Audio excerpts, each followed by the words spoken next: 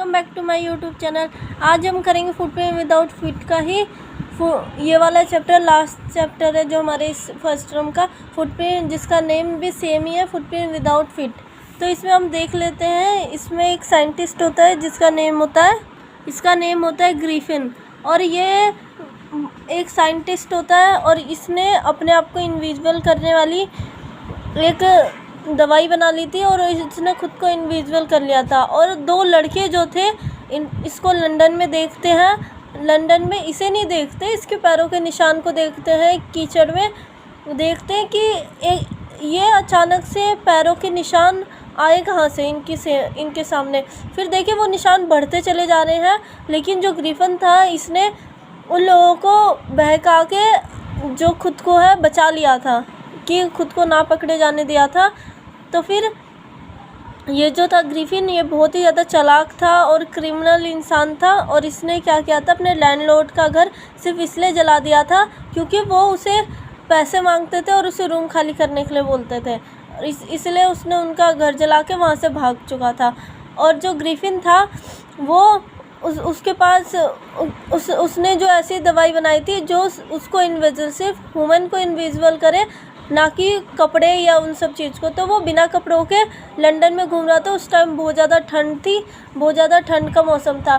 तो उसने खुद को बचाने के लिए एक कपड़े की दुकान में चला गया रात को। जब उसने शॉप बंद की तो वो उस दुकान में घुस चुका था। उस दुकान में घुसने के बाद उसने जो है वहाँ से किराना की शॉप से कुछ खाने का सामान लिया और जो वाइन की शॉप से वाइन ली। तो वो सब खा पी के वो वहाँ पे आराम से कपड़े पहन के सो गया। सुबह जब वहाँ का मालिक आया तो उसने उसे देखा, तो उसने उसे पकड़ने की कोशिश की, लेकिन वो वहाँ से उसे धक्का मार के और उसके सारे के सारे कपड़े उतार के वहाँ से भाग गया। सुबह अगर ग्रिफिन सुबह जल्दी उठ जाता तो ऐसा नहीं होता, लेकिन वो नहीं उठा, लेकिन फिर भी वो भाग गया वहाँ से। तो फिर वो जो है अगली रात वो एक नाटक के उसमें जाने की उसने कोशिश की कि एक मैं नाटक के उसमें जाऊं और वहाँ पे मुझे हाथ और मुंह ढकने के लिए भी अच्छे कपड़े मिल जाएंगे। तो फिर वो एक नाटक की उसमें चला गया, नाटक के शोरूम में। वहाँ पे जाने के बाद उसे एक वो मिला, एक बैंडेज मिला और एक नाक पे लगाने के लिए नाक की वो मिली, कुछ नाक पे लगाने के लिए बैंडेज मिला और सर के लिए हैट मिल गई।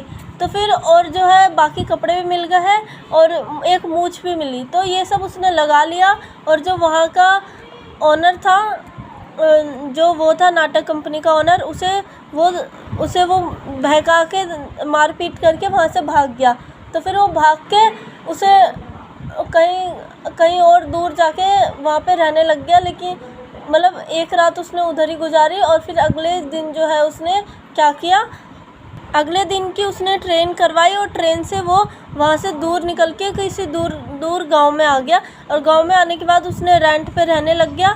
और जो उसने क्या किया था, उसने जो नाटक कंपनी थी वहाँ के मालिक से लड़ाई झगड़े करके और उनके कपड़े भी ले लिए और उनकी हैट वगैरह भी ले ली और उनसे जो है बाकी सारे पैसे भी ले लिए बहुत सारे। वहाँ से ये सारा सामान लेके आ गया वो, और लेके आने के बाद उसने वहाँ पे ट्रेन पकड़ी और ट्रेन पकड़ने के बाद वो सीधे उस गांव में आ गया।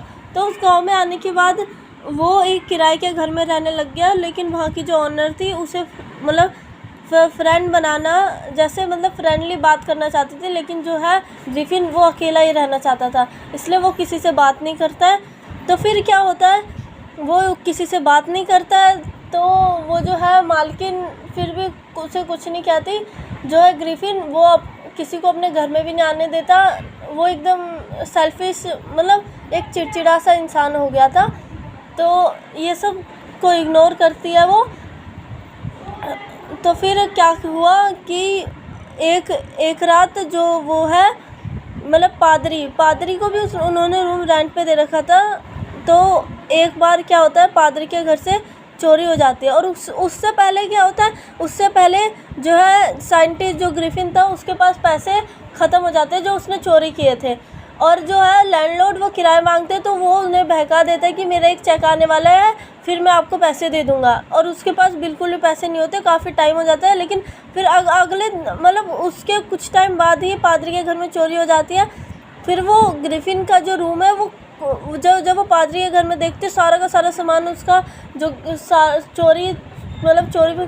चोरी करने वाला जो सामान था, पैसे गहने, वो सारे के सारे चोरी हो चुके थे। और ये भी देखते वो लोग कि ग्रिफिन का गेट खुला हुआ है, जबकि ग्रिफिन अपना गेट कभी खोल के नहीं रखता, वो हमेशा बंद करके रखता है। और कोई उसके घर में आ जाए तो वो बहुत ज़्यादा गुस्सा करता है। लेकिन वो ये सब देख के हैरान हो जाता है और वो उसके घर जाने लगते हैं। और वो सोचते कि ना अब जासूसी करने का अच्छा टाइम है, तो वो उसके घर में जाती है, देखती है, वहाँ पे उसे कोई नज़र नहीं आता, लेकिन उसे सांस लेने की आवाज़ आ रही होती है। और वो जैसे अंदर घुसती है, एक चेयर उसकी तरफ आती है अटैक करने को, और जो है 2-3 और सामान आता है जो उसके ऊपर अटैक करता है। फिर वो ये चीज़ फिर वो डर जाती है और सोचती है कि ना ये जो रूम है ये भूतिया हो चुका है। तो फिर और जो है ये भी देख लेती है वो कि ग्रिफिन के पास इतने सारे पैसे आ गए। उसे शक हो जाता है ग्रिफिन पे कि कल तक इसके पास पैसे नहीं थे, आज जो पैसे आए हैं वो इसने इसी से चुराए हैं, इसी के घर से चुराए, पादरी के घर से। तो फिर जो है वो सिपाही को बुला के ले आती है, जो वहाँ का एक ऑफिसर होता है, उसे पकड़ने के लिए ग्रिफिन को। और बाकी लोग भी आते हैं उसके साथ साथ। और जो ग्रिफिन को पकड़ने के लिए वो सिपाही आता है, जिसका नाम होता है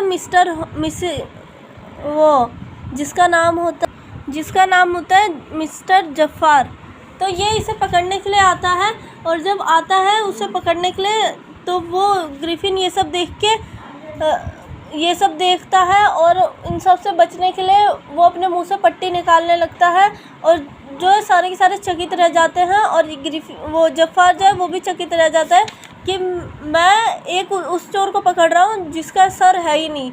तो वो फिर भी उसे पकड़ने जाता है, लेकिन वो मुक्का खा के साइड हो जाता है। और जो है बाकी सारे लोग वो भी उसे पकड़ने के लिए आते हैं।